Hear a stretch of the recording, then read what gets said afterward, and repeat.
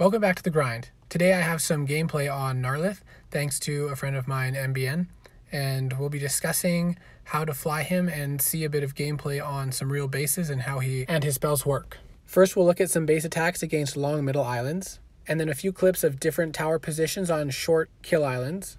And then we have a comparison video comparing Narlyth and Ronin.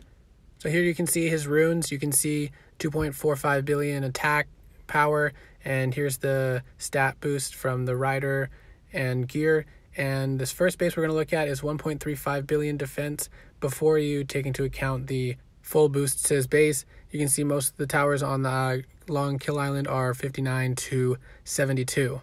These first towers are lower levels on this island, so you can see pretty easily takes those towers out. Takes a little damage from the ice turret, which is mostly all healed by activating or loading his spike spell, which he then used to take out the red mage and the dark flak before taking damage. He put Whispers of Madness or WOM on the fire turret, and then can already cast Mind Spike again to destroy 2 towers on the next island because he has the mind controlled tower as an anchor, and then he's able again on the next island to use WOM after attacking the other tower. So he took very minimal damage because either he destroyed the towers before they shot, he mind controlled them, he cloaked, or was hitting the towers before they were in range to attack him.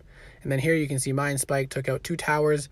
You can see how many shots it took to take out that farm compared to after using Reality Warp and having the damage boost on that other farm.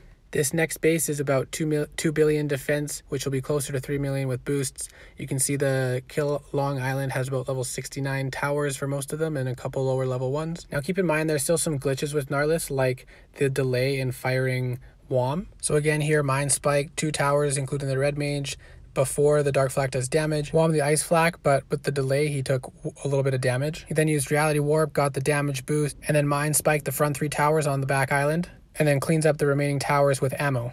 And Mind Spike is already off cooldown again if he needed it. And then he cycles Mask of Misery to get full rage, and then he'll be able to use the cycle again to regenerate health and ammo speed for the next island.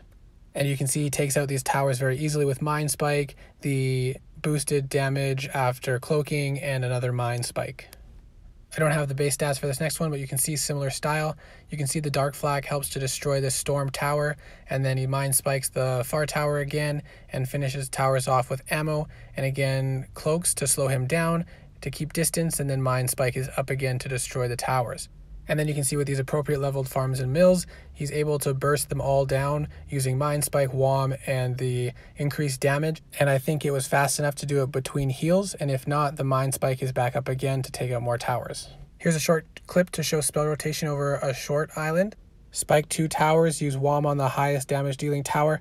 And here I think the dark flak destroyed the blue mage, and then cloak, and then get increased damage to destroy the remaining towers. And then you can watch the mind control tower explode at the end of the spell duration.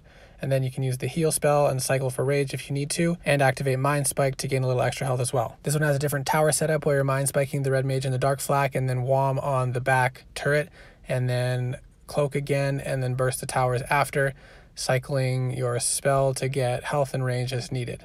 And then on this island, if you place the spell right, you can Mind Spike 3 towers in the front row. And this works even if there's a red mage in the middle, as you can see in this clip.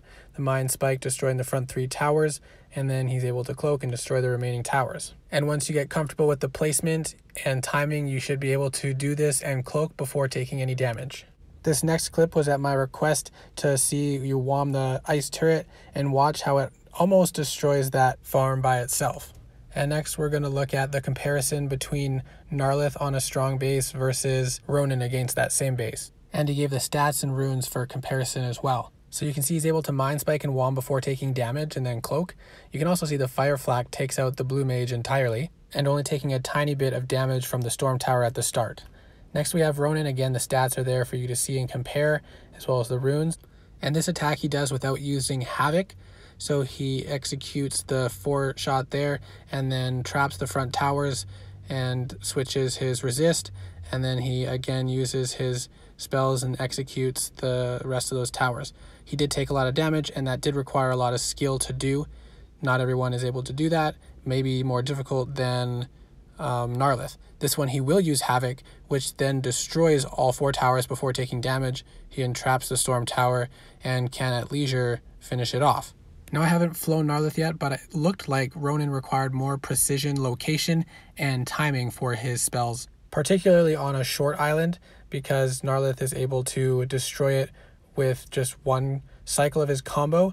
On the long island, Narlyth's combo becomes more complex and long, requiring more thought and timing to his spells, so he may be more complicated for long islands. And here's the base, 2.78 billion, probably about 3.8 billion after adjusting for boosts, and the towers were level 72s.